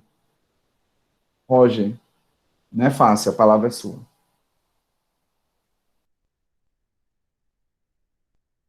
Microfone. Precisa habilitar o microfone. Isso. Isso, exato. Eu até dizer que eu dei uma caída antes aqui, mas já levantei de novo. Perdi um pouco da fala da Márcia, mas independentemente de ter ouvido, eu concordo com aquilo que eu não ouvi, porque eu sei as ideias dela, né? Olha, como é que eu vou dizer? Acho que tem várias questões aqui que são, eu diria assim, é muito domínio público e é incrível como as pessoas conseguem negar, né? Eu tenho, assim, uma questão extremamente... bom, não vou dizer os sentimentos aqui, né? Mas, assim, como é que pode alguém não entender isso? Como o padre Lancelot estava colocando, a pessoa perdeu uma perna, perdeu um braço, ela está ali e não entendem qual é a parte que a sociedade não existe, não entende, né? Infringir dor na pessoa, ignorar a dor da pessoa, e quando a gente vê pessoas que ignoram a dor do outro, e que, pior ainda, defendem tortura, a gente vê isso, não é mais, a gente está voltando para a barbárie, né? E nesse gancho, eu até digo, uma coisa que eu estava conversando esses tempos com o João Luiz, né, que a gente trabalha com isso, a odontologia, os dentistas, não precisam procurar uma associação entre racismo, por exemplo, e saúde bucal para ser antirracista. Não, os dentistas têm que ser antirracista porque isso é injusto, independente de ter associação com qualquer coisa. Porque a outra opção seria o seguinte, racismo é ruim porque daí o paciente vai sofrer com isso. Tá, então se a gente conseguir cortar essa relação, eu posso continuar discriminando o paciente. Não pode, né? Eu posso discriminar o paciente se eu fizer uma boa restauração nele? Não pode, né? Tem que fazer uma boa restauração e não discriminar nem o paciente, nem ser sexista, nem ser homofóbico, nem ser nada disso. Eu tenho, assim, uma dor interna, assim, profunda quando eu vejo a negação de direitos humanos que são muito básicos, né? E eu acho que a gente hoje está conversando não só sobre o impacto disso na saúde bucal, mas sobre questões que são, assim, até um passo atrás. É olhar para essas questões e ignorar, e negar elas. Eu até escrevi no chat antes ali, né? Tem alguns que defendem que esse tipo de... os problemas poderiam ser resolvidos com caridade. Eu acho que não. Né? A caridade nunca foi proibida e o problema ainda existe, então, né? A gente tem que ter, de fato, uma noção de que a gente tem problemas estruturais muito sérios. Eles são sérios não só porque são estruturais, mas eles são sérios porque nessa estrutura, nessa matriz de poder, quem tem o poder não quer largar, né? E a gente sabe quem são, né? A gente até pode eventualmente dar um nome, né, assim, de uma pessoa, né, ou outra, mas é um conjunto. A gente poderia até, eu não sou de teoria da conspiração, né, mas alguém poderia dizer, mas as pessoas estão organizadas para fazer um mote, para, né, tipo, teoria da conspiração. Mas se a gente pensar no fundo, eu duvido que elas não se reúnam para fazer mesmo uma teoria de conspiração para tirar o presidente que estava eleito, o anterior, né, o anterior do anterior, até, digamos, né, para tirar a Dilma, que aquilo ali foi uma conspiração, né, impediu o Lula de se candidatar para abrir espaço, né, para o Bolsonaro. Aquilo ali não é só uma teoria da conspiração, aquilo ali é explicitamente, né, uma organização, né, de pessoas com poder para manter o seu poder, manter o seu privilégio, né, e isso afeta a saúde bucal, além de tudo mais.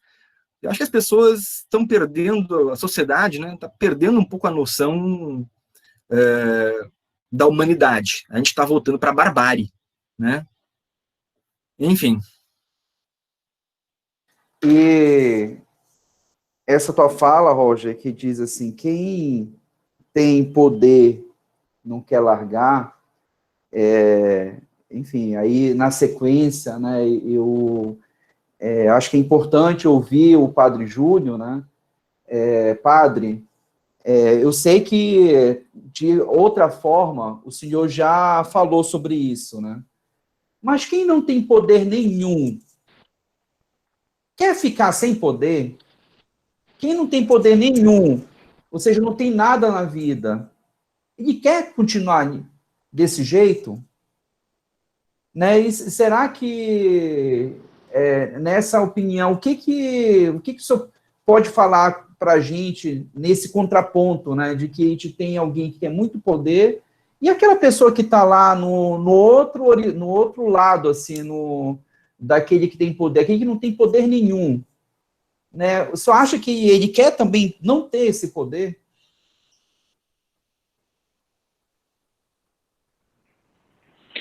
Essa questão do poder é muito complexa numa sociedade como a nossa, de meritocracia, numa sociedade classista, racista, homofóbica, como a que nós vivemos, numa sociedade heteronormativa, numa sociedade, enfim, opressiva e que veta o acesso. É muito complicada a questão de poder. De que poder a gente está falando, né? Do poder econômico, do poder político, do poder pessoal. O Foucault discute muito o macro e o micro, discute essa questão do poder em vários sentidos. Eu acredito que as pessoas que estão na rua, elas também absorvem e também reproduzem os valores de uma sociedade racista, classista, machista, homofóbica. Eles também absorvem esses valores. As pessoas que estão na rua não são impermeáveis, Santi. E também existem pessoas que estão na rua que se deixam atingir por um poder fascista, neofascista, que nos atinge. Não pensem que na população de rua também não há eleitores da direita. Também há. E há aqueles que pensam assim também. Mas também há muitos críticos. O que a gente procura vivenciar com essa população é o poder de resistir, o poder de pressionar, o poder de denunciar, o poder de lutar. E a nossa luta, claro que é muito desigual, porque o povo da rua é muito atingido pelas guardas civis metropolitanas, pelas polícias militares, pelas seguranças particulares. Eles procuram, e eu acredito, desenvolvem uma resiliência muito grande. Mas eles também têm um espírito crítico muito grande. Por outro lado, eles desenvolvem também o que hoje é muito presente na sociedade, o imediatismo. Querem resultados imediatos. Acho que há um problema de todos nós, que é esse problema da nossa falta de consciência histórica. Nós perdemos muito a noção da história. Nem sempre temos entendimento de causa e efeito dentro da história. Percebemos que chegamos ao ponto que chegamos, não de repente. Chegamos ao ponto que chegamos porque ele foi construído. E como diz a Simone de Beauvoir, os opressores não teriam tanto poder se não tivessem cúmplice no meio dos oprimidos. Então, há muita cumplicidade também com essa ideologia dominante, porque, como também diz o Paulo Freire, a cabeça do oprimido é a melhor hospedagem do opressor. Então, muitos dos oprimidos também têm a ideologia do opressor. Os negros pensam como os brancos, as mulheres pensam como os homens, os pequenos pensam como os grandes, os de baixo pensam como os de cima, e assim é a ideologia que se vive. Eu fico, às vezes, admirado que a mesma novela que é feita no Rio de Janeiro e que o povo do Rio assiste, os ribeirinhos da Amazônia assistem também. os gaúchos como os paraenses, todos veem a mesma coisa. Vem o Rio, vem São Paulo e vem que a realidade é essa e internalizam essa realidade. A realidade dura, crua, nua das comunidades, do genocídio da juventude negra, do disparo do feminicídio no Brasil inteiro, são alarmantes. O genocídio dos povos indígenas, hoje a Comissão Interamericana de Direitos Humanos emitiu uma cautelar ao governo brasileiro para que proteja os Yanomami. Quer dizer, nós temos que chegar a isso, uma cautelar da Comissão Interamericana de Direitos Humanos. Você sabe que o Brasil recebeu uma cautelar para que o governo brasileiro garanta a minha vida e me proteja diante de todas as ameaças que eu recebo. E eu não quero segurança, porque as ameaças que eu recebo é por conviver com os moradores de rua. Então, eles não vão me proteger se continuam a penalizar os moradores de rua. Mas agora recebe uma cautelar os Yanomami, que eles são um patrimônio da humanidade. Nós não vamos nos entender como brasileiros sem os povos indígenas, sem as nações indígenas. Nós não vamos nos entender como brasileiros sem que os quilombolas sejam protegidos e defendidos, sem que as culturas ancestrais vivam. Nós não nos entenderemos como brasileiros se as religiões de matriz africana forem discriminadas e com preconceito destruídas e atacadas. Nós não vamos poder nos entender se esse fundamentalismo religioso nos dominar a tal ponto que nós não consigamos respirar. Também a gente está gritando, não consigo respirar. Estão nos asfixiando na nossa resistência, na nossa luta, destruindo os nossos sonhos, penalizando os nossos jovens, desempregando o nosso povo, jogando o nosso povo na miséria, no desespero, na fome, e que muitas vezes a maior parte dos presos, vemos, são por crimes contra o patrimônio. Uma justiça como a nossa, patrimonialista, um desembargador que agiu daquela forma quando foi censurado, ou orientado, na verdade, porque estava sem usar máscara. Então, esse pluralismo está nos... é um pluralismo muito do subjetivismo, que é próprio desse pós-neoliberalismo, esse subjetivismo em que eu sou sempre o centro do mundo, eu perco a referência do outro. O outro já não é mais critério para mim. O único critério de mim sou eu mesmo e o meu bem-estar. Então, isso nós chegamos a um subjetivismo exacerbado. E é aquilo que o Leonardo Boff nos diz. Não pode ter o eu esquecendo do nós, nem o nós esquecendo do eu. Os dois pontos precisam ter um equilíbrio, o nós e o eu. Nem ficar só no nós, subjugando completamente o eu, mas nem ficarmos nessa idolatria do eu, não tendo mais a visão da comunidade. Como diz o Henrique Dussel, numa obra volumosa, a ética da comunitária. Nós precisamos ter essa referência do outro. Eu não me entendo sem os povos indígenas. Eu não me entendo sem a juventude negra, os quilombolas e as culturas ancestrais. Eu não me entendo sem a luta do povo sem terra. Eu não me entendo sem a senhora Nazinha. Eu não me entendo sem a senhora Aparecida. Eu não me entendo sem respeitar os ateus e ter bastante coragem de dizer: a solidariedade não é uma dimensão religiosa. A solidariedade é uma dimensão humana. Nós precisamos repetir isso à exaustão. Ser solidário não é porque eu tenho uma religião. Eu sou solidário e tenho que ser solidário porque eu sou humano. E o outro é tão humano quanto eu. Enfim, nessas dimensões de cuidado, né? Enfim,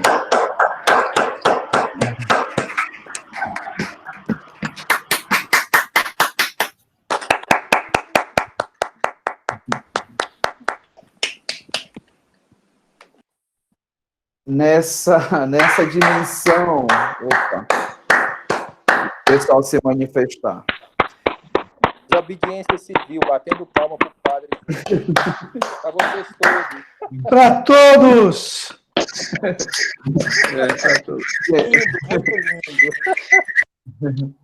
Gente, enfim, tudo que ouvindo, né, desde o convite que foi me dado, né, para moderar, né, esse presente que o Otacílio me concedeu, e também sabendo que o papel do moderador, inclusive, é de estabelecer nesse tempo, né, e nesse espaço, um momento para iniciar e um momento para finalizar, e sabendo que quando é que a gente ia saber? No 21 de julho, né, aí frio no sudeste do país, aqui para o norte e nordeste, principalmente o norte, que a gente está no período de verão, né, o período menos chuvoso, que eu, com certeza, nesse momento estaria de férias, né, numa praia aqui do nordeste do Pará, ou no Igarapé. A gente está aqui discutindo sobre desigualdades e vulnerabilidades em saúde, né? E nesse momento, acho que para a gente foi marcante, né? E eu quero já, destinar as falas finais, né? E que a gente possa, com cada um desses ilustres, né? Como eu falei, eram pessoas que são marcantes nas suas vidas, nos seus trabalhos, nos seus estudos, que possam passar fechar a sua fala, fechar a noite e deixar a mensagem final. E aí, obedecendo a sequência, né, eu queria, então, falar para a Márcia, né, enfim, última provocação, né, como continuar respirando, né, como continuar respirando. Ouvindo tudo isso que eu acabei de ouvir, um bálsamo para a alma, uma música para os ouvidos, olhar as presenças aqui nessa tela aberta, estou vendo várias pessoas queridas, e lutar por essa unidade no entendimento do que é direito à vida, no que é a garantia do direito humano. É muito importante deixar bem claro que também, se até aqui chegamos, né, é porque muitos lutaram bravas batalhas e venceram para construir esse caminho que nos oportuniza compartilhar agora. E aí, nesse sentido, eu agradeço ao movimento negro por ter muitas vezes se colocado politicamente, reivindicado essas representações de diferentes espaços e, ao mesmo tempo, terem sido propositivos. Ainda que na dimensão desse reconhecimento não fosse tão grandioso. Eu gostaria muito de agradecer essa oportunidade, esse convite. Para mim, foi uma grande felicidade. E saio daqui renovada. Então, digo, agora eu respiro ainda melhor, Helder. Magnífico. E passando a palavra para o Roger, né, se consegue respirar ou não, né, como se manter, né, vivo, presente e com novos ares, né? O que você tem que falar para a gente?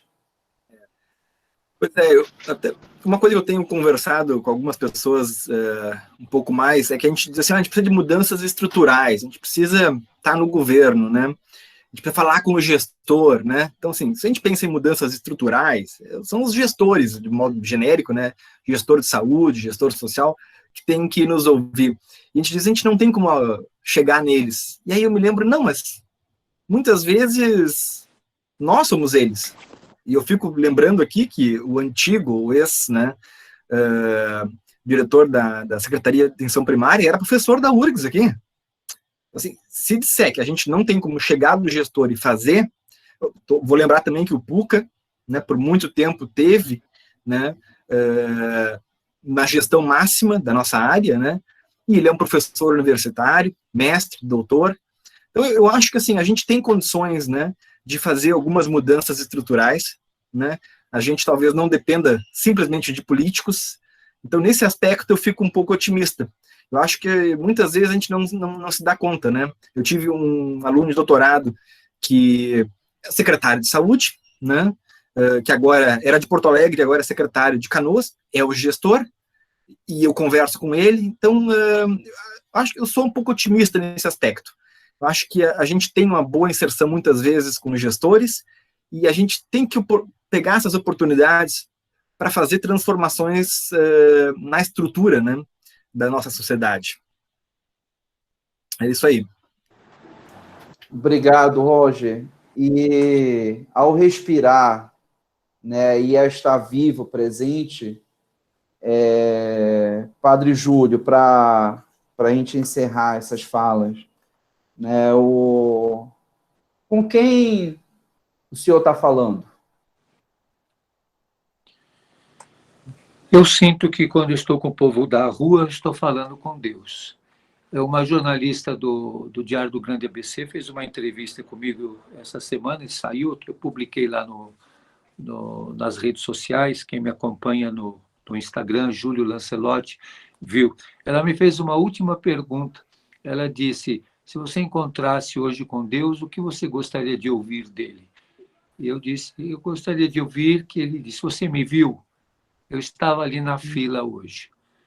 Então, sabemos que Deus se faz presente conosco, para aqueles que têm fé, para aqueles que não têm, a vida está presente conosco e precisa ser preservada. Eu acredito que, como foi dito, todos nós podemos lutar, e lutar com esperança. Que todos nós nos manifestemos contra a homofobia, contra a LGBTfobia. Isso todos nós podemos nos manifestar. Todos nós temos que gritar contra o racismo. Temos que gritar contra todas as ações que ferem e matam os povos indígenas, que destroem as nações indígenas, que todos nós podemos manifestar o nosso apoio ao povo palestino, manifestar nosso apoio aos refugiados que estão passando um grande risco. Hoje eu ouvi notícias terríveis de Bangladesh, notícias terríveis de acampamentos de refugiados.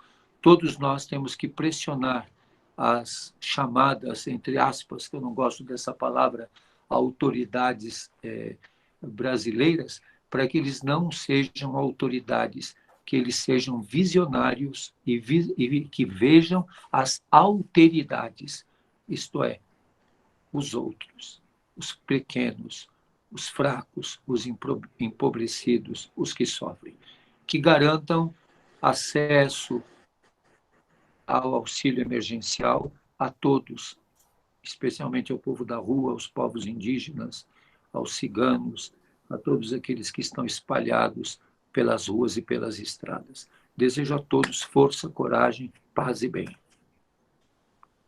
Obrigado, padre. Para não dizer amém, né? Para dizer amém. E, por fim, só agradecer... Opa. Só para, então, para a gente deixar essa mensagem final, né?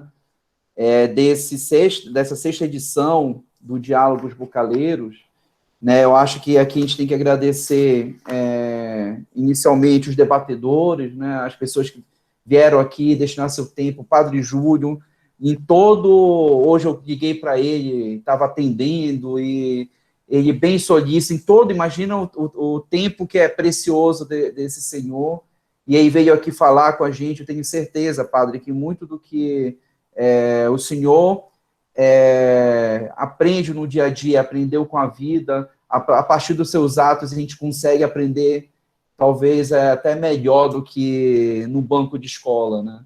Agradecer o Roger, que com toda a expertise que ele tem, com todo o brilho que ele tem acadêmico, ele consegue, como falar com a gente, consegue apontar essas diferenças e consegue fazer com que nos dê motivo para realmente identificar negligências e combatê-las, né? Como ele mal sabia o nome dele, né? Que é Roger, que é o homem da lança gloriosa, né? Da lança gloriosa, que ele tenta marcar esses dragões, né? Que são essas mazelas. E agradecer a Márcia também por ser guerreira, né? Na sua fala, na sua conduta, nas suas escolhas, no nome e no sobrenome, e que fale, com certeza, muito do que ela apresenta, ela aponta para a gente caminhos, para a gente falar sobre essas desigualdades, essas marcas que a nossa sociedade tem, que é do racismo. Agradecer a coordenação desse projeto, que é do professor Otacílio, né, do professor da Federal do Piauí, que já temos outros eventos. Eu quero que vocês voltem a dizer que acompanhem no Instagram do grupo temático, @GT_Saúde Bucal Coletiva. Essa gravação vai estar disponibilizada na TV Bucaleiros, que é o canal do YouTube do GT, e agradecer também que essa é uma atividade do grupo temático de saúde bucal coletiva da Abrasco, né, sob coordenação da Cláudia, da Cristine, da Sônia, que conduzem, né, já há 2 anos esse grupo temático, essas 40 pessoas, e agradecer muito a presença de todos, né, a escuta, a interação aqui, mesmo eu vi que alguns falaram, o Botazzi falou, a gente não pode limitar um tempo, mas até para a gente ter, todo mundo tem seu tempo aqui, a gente precisa criar um formato que não agrada a todos, mas que espero que tenha valido a pena passar essa noite de 21 de julho de 2020 conosco. Saúdo a todos, desejo que tenham um bom descanso, boa noite, e vamos seguindo aí o trabalho, seguindo a luta e contra todas essas mazelas, tá bom? Boa noite.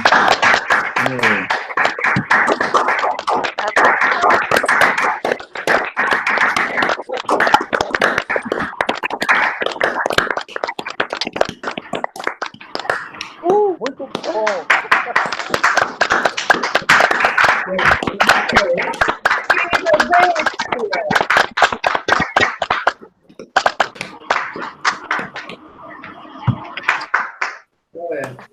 Eu quero. Eu liguei Como se diz mais ao norte, foi da porra. Foi lindo. Pai d'égua. Foi da porra. Mais a nós, mas foi muito cai d'égua. Foi muito cai d'égua. Foi bom, gente. Eita, povo animado, hein? Eita, povo animado. Obrigada, gente. Foi maravilhoso.